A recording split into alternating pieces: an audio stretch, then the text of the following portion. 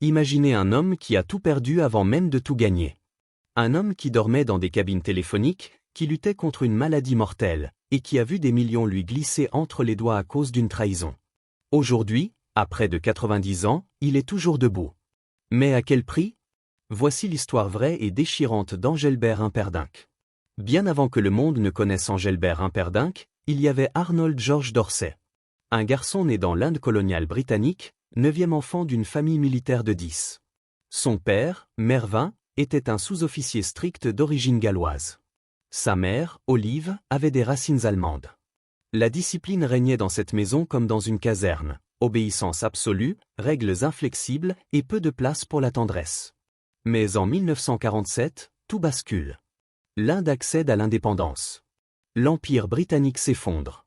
Et la famille Dorsey se retrouve projetée en Angleterre, à Leicester, une ville industrielle grise et froide. Du jour au lendemain, Arnold perd tous ses repères. L'enfant qui avait grandi sous le soleil indien se retrouve dans un pays hostile, où son accent, sa peau légèrement plus foncée, et ses vêtements différents en font une cible. Les autres enfants ne venaient jamais me chercher pour jouer, se souviendra-t-il. À l'école, on le traite de rêveur. Il passe son temps à fixer la fenêtre, perdu dans son monde intérieur, incapable de se concentrer. À 15 ans, il abandonne l'école et devient apprenti dans une usine d'ingénierie. Son premier salaire? 28 shillings. La majorité va à sa mère. Il lui reste 5 shillings par semaine pour vivre. 5 shillings pour exister. Je détestais ce travail, dira-t-il plus tard. Mais c'était le souhait de mon père que j'ai un emploi stable. Dans ce quotidien étouffant, une seule chose lui permet de respirer, la musique. À 11 ans, il commence le saxophone, encouragé par sa mère qui était elle-même musicienne.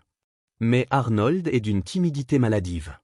Il ne peut chanter devant sa famille que s'il est caché. Derrière un rideau. Sous une table. Derrière une porte fermée. La première fois qu'il monte sur scène, il a 17 ans. Une pinte de bière lui donne le courage nécessaire. Il interprète Wanted. Et pour la première fois de sa vie, des inconnus l'applaudissent. Ce moment change tout. Il adopte alors le nom de scène Jerry Dorsey et commence à se produire dans des clubs ouvriers. Mais le succès ne vient pas. En 1958, il sort son premier single, Crazy Belle, chez Decca Records. Personne n'écoute. Il rejoint Parlophone. Son deuxième titre échoue aussi. Il enchaîne les tournées épuisantes, les salaires misérables et l'obscurité totale. Puis vient le coup le plus dur. Développement partie 2. La tuberculose était la chute 5h à 7h30. En 1961, alors qu'il commence enfin à gagner un peu d'argent, Arnold contracte la tuberculose. Il a 25 ans. Il venait tout juste d'acheter une maison pour ses parents. Soudain, il se retrouve alité, incapable de respirer correctement, incertain de pouvoir chanter à nouveau. Il passe des mois à l'hôpital. Tout ce qu'il avait construit s'effondre. J'ai dû abandonner la maison que j'avais achetée pour mes parents. Je ne pouvais plus payer l'hypothèque, confiera-t-il. Il s'endette lourdement. Parfois, il doit emprunter simplement pour survivre. J'étais si pauvre que je ne pouvais presque plus payer de loyer. Après avoir survécu à la tuberculose, il retourne sur scène. Mais il doit repartir de zéro. Il a perdu son élan, sa sécurité financière, et sa fragile confiance en lui. Il chante dans des clubs presque vides pour peu ou pas d'argent, tout en luttant contre une anxiété paralysante. J'étais déterminé à devenir chanteur, mais mes nerfs étaient très fragiles, admettra-t-il. Il y avait toujours cette peur que si je faisais une erreur, je serais puni. Sa vie sentimentale reflète aussi cette insécurité. À 18 ans, il a un unique rendez-vous. La jeune fille lui demande de chanter. Il accepte, à condition de pouvoir lui tourner le dos. Il chante Wanted. Quand il se retourne, elle est partie. Elle s'était volatilisée, dira-t-il. Après des années de singles ratés et de performances anonymes, tout change en 1965. Son manager, Gordon Mills, décide de le relancer avec un nom de scène audacieux, Engelbert Humperdinck, emprunté à un compositeur d'opéra allemand du XIXe siècle. Ce pseudonyme étonnant s'avère étonnamment efficace.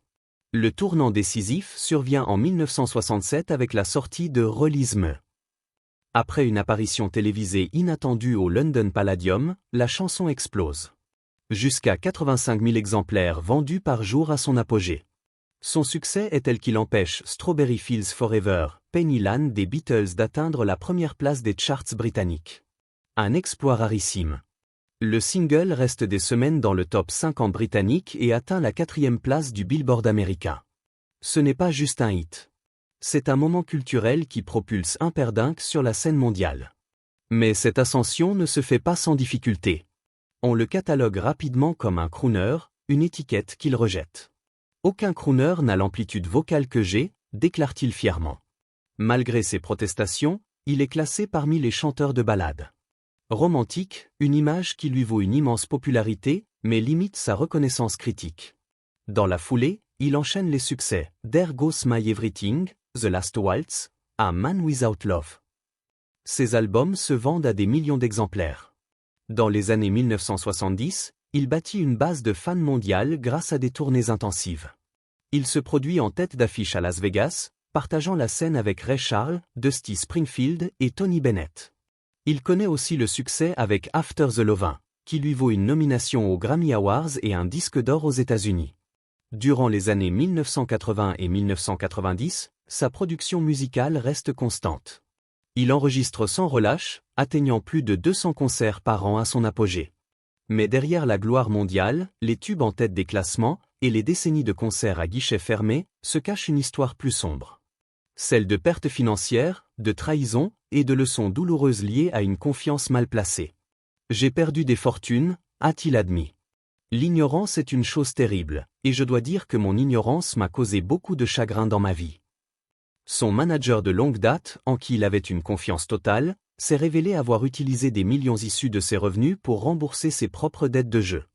Il avait confié tout son avenir financier à un homme qui allait le trahir. Et quand la vérité éclata, les dégâts étaient irréversibles. Au sommet de sa carrière, Humperdinck faisait partie de la société M&M, qui gérait ses revenus, ses placements et ses droits d'auteur. Inconscient des complexités du monde des affaires, il laissa presque tous ses revenus y être canalisés. Lorsqu'il décida finalement de vendre ses parts et de rompre avec l'entreprise, cela semblait être un pas vers la liberté. Mais le sort fut cruel. Peu après son départ, M&M vit sa valeur exploser après son rachat par Chrysalis. « J'ai fait cela au mauvais moment », dit-il. « Une grande partie de ma fortune m'a été arrachée à cause de mauvais jugements. » Et les coups durs ne s'arrêtèrent pas là. Dans les années 1980, Humperdinck investit dans un hôtel à La Paz, au Mexique, dans l'espoir de diversifier ses revenus. Mais il découvrit trop tard qu'en tant qu'étranger, il devait légalement s'associer à un partenaire mexicain pour posséder un bien. Cet oubli lui fit perdre l'intégralité de l'investissement. « J'ai tout perdu », dit-il simplement. Ces erreurs ne furent pas dues à de l'extravagance. Elles naquirent d'une foi sincère mais naïve dans le fait que les autres agissaient dans son intérêt. Finalement, il reprit le contrôle. Son fils, Scott Dorsey, prit en charge ses affaires. « Mon fils ne va pas arnaquer son propre père », dit-il avec calme. Pour Engelbert Humperdinck, l'amour n'a jamais été qu'un thème musical. C'était le fondement même de sa vie. Et au cœur de cet amour, il y avait Patricia Healy, son épouse pendant 56 ans, son âme sœur, et la force discrète derrière l'un des plus grands crooners romantiques au monde. Ils se sont rencontrés en 1956 sur une piste de danse à Leicester. Patricia n'avait que 17 ans. Engelbert, encore connu sous le nom d'Arnold, avait 20 ans et était un chanteur fauché, sans renom ni perspective. « J'ai commencé à courtiser à 20 ans celle qui allait devenir ma chère épouse », disait-il en 2021, après sa mort. Il ne l'a épousée qu'en 1964, non par doute, mais parce qu'il voulait d'abord être en mesure de subvenir à ses besoins. Son père avait un jour demandé à Patricia de convaincre Arnold de se trouver un vrai métier. Elle refusa net. « Papa, il fera ce qu'il veut. C'est quelqu'un de très têtu. Il veut réussir dans le spectacle et il continuera d'essayer jusqu'à ce qu'il y arrive. » Dans ces années difficiles, alors qu'Engelbert dormait dans des cabines téléphoniques pour pouvoir aller chanter, c'est Patricia qui avait trouvé de l'argent pour qu'il puisse participer à un concours sur l'île de Man. Il gagna. Le prix de 75 livres changea tout. Elle était tellement bonne avec moi. Elle me faisait me sentir bien. Elle m'a soutenu toutes ces années. Mais leur vie n'a pas été exempte de tempêtes. Humperdinck a été poursuivi dans plusieurs affaires de paternité, et Patricia déclara un jour qu'elle pourrait tapisser une chambre entière avec les documents juridiques reçus. Pourtant, elle resta forte, lucide et honnête, allant même jusqu'à écrire un chapitre entier dans l'autobiographie de son mari où elle abordait directement ses infidélités. « Les hommes en ont besoin », écrivait-elle sans détour. « C'est pourquoi je ne m'en souciais pas tant que cela restait sexuel. Mais quand ça devient une relation, là, ça fait mal. » Patricia ne tolérait pas les mensonges. Elle exigeait la vérité, et Engelbert respectait cela. Elle ne mâchait jamais ses mots. C'est ce que j'aimais chez elle. Puis vint le long adieu. En 2011, Patricia fut diagnostiquée de la maladie d'Alzheimer.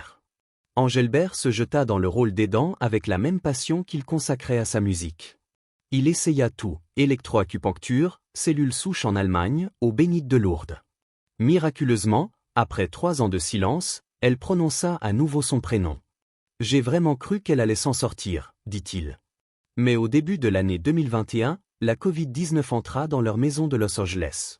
Patricia s'accrocha, elle lutta, elle survécut au virus. Mais son cœur, lui, ne tint pas.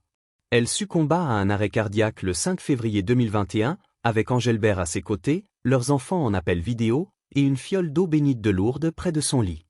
On ne réalise ce qu'on a perdu que lorsqu'il n'est plus là. Après la perte de Patricia, je me suis senti vulnérable. Vif. Toute ta façon de penser change, ton cœur change, tout ton monde change. Il aurait pu arrêter. Personne ne lui en aurait voulu. Mais Patricia n'aurait jamais accepté cela. Tu dois le faire, répétait-elle. C'est ton métier. Alors, il est remonté sur scène. Désormais, chaque parole pique. Chaque chanson a une résonance plus profonde. Je dédie une chanson qui s'appelle Everywhere I Go à Patricia.